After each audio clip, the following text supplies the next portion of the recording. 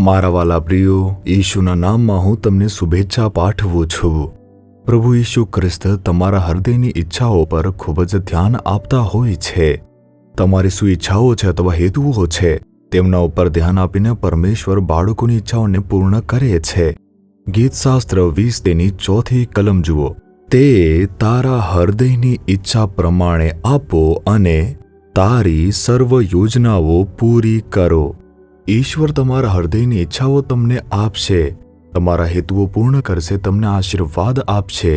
એક સમયે એક યુવાન છોકરીએ મને એક લાંબો પત્ર લખ્યો હતો। તે કોલેજ પૂર્ણ કરેલ એક યુવાન છોકરી હતી। મારા માતા પિતા નથી, હું નાની ઉંમરે જ અનાથ થઈ ગઈ હતી। મારા નજીકના સગાઓએ મારા પર દયા બતાવી અને તેઓએ જ મારા શિક્ષણનું ધ્યાન રાખ્યું છે। કેટલાક સમય તેઓ પ્રેમાળ છે, પરંતુ કેટલાક સમય કષ્ટ આપનાર છે। જો મને કંઈક વસ્તુની જરૂર હોય તો હું તેમને પૂછી શકતી નથી। જો મારા માતા પિતા હોત તો હું યોગ્ય રીતે તેમની સાથે વાતચીત કરી શકતી હતી, પરંતુ જેઓ તેઓ સંભાળ રાખે છે, હું દરરોજ આ ડર સાથે જીવું છું કે હું તેમની પાસે કેવી રીતે કંઈક માંગુ। પરમેશ્વરની કૃપાથી મેં સારી રીતે અભ્યાસ પૂર્ણ કર્યો છે। મેં મારું પોસ્ટ ગ્રેજ્યુએશન પૂર્ણ કર્યું છે। મેં અભ્યાસમાં સારી હતી એટલે એમણે ખર્ચો કર્યો। હવે તેઓ કહી રહ્યા છે કે તેના લગ્ન હવે કેવી રીતે કરવા, લાખોનો ખર્ચો થશે। તેથી તેમણે એવી રીતે કહ્યું કે જો આપણે એક સુશિક્ષિત અને સુસંસ્કૃત વર શોધીએ તો ઘણો ખર્ચો કરવો પડશે, તેથી કોઈની સાથે પણ તેનું લગ્ન કરાવી દઈશું, આવી રીતે તેમણે કહ્યું। આ છોકરીએ વેદના સાથે મને તે પત્ર લખી આપ્યો।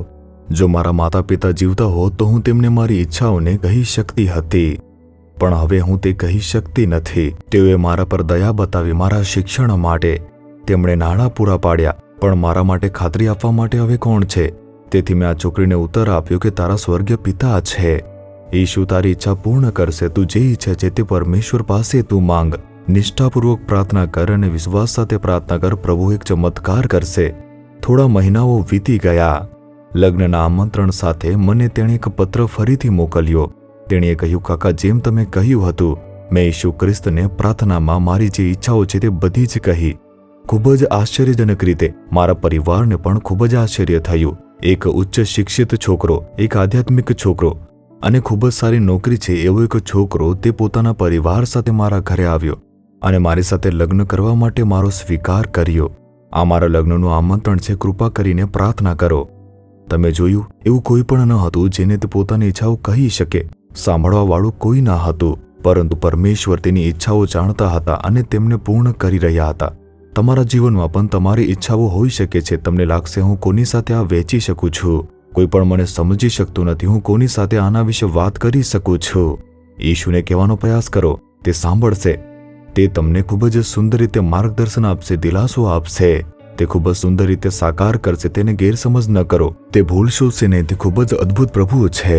તે તમારા હૃદયની જે પણ ઈચ્છાઓ છે તેને પૂર્ણ કરશે। શું પ્રાર્થના કરશો કે હે પ્રભુ, આ મારા હૃદયની ઈચ્છા છે, કેવળ તમે જ આને સમજી શકો છો, કેવળ તમે જ તેને પૂર્ણ કરી શકો છો। તમારો પુત્ર પ્રાર્થના કરે છે, તમારી પુત્રી પ્રાર્થના કરે છે, કૃપા કરીને તેમની ઈચ્છા પૂર્ણ કરો અને તેમને આનંદિત કરો। આજે જે તેમની ઈચ્છાઓ પૂર્ણ થવા દો। ઈશુના નામમાં પ્રાર્થના કરું છું, આમેન, આમેન। જીસસ રિડીમ્સ ગુજરાતી યુટ્યુબ ચેનલને સબસ્ક્રાઇબ કરો। દરેક નવા કાર્યક્રમની માહિતી મેળવવા માટે બેલ આઇકન પર ક્લિક કરો।